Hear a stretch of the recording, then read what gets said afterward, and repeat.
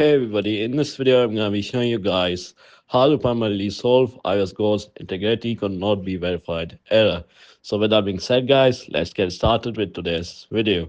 The first step is to check device settings. Go to settings, general, device management or profiles and device management. Ensure that the profile for iOSGods is trusted. If not, tap on the profile and select trust. The following step is to update the iOSGods app. Make sure you're using the latest version of the iOSGods app. Check for updates within the app or download the latest version from the official iOSGods website. The third step is to install a certificate. If the app is still untested, you may need to install a valid certificate. Visit the iOSGods website and follow the instructions to download and install the necessary certificate. The second last step is to disable app verification. To bypass verification temporarily, go to settings, general, background app refresh, and turn it off for the iOSGods app. This can sometimes help with installation issues. The last step is to restart your device. After making these changes, restart your iPhone. This can help apply the settings and resolve any lingering verification errors. Following these steps should help you permanently resolve the integrity verification error with the iOSGods app on your iPhone. So yeah guys, this is how you do it. If you found this video to be helpful, then consider subscribing.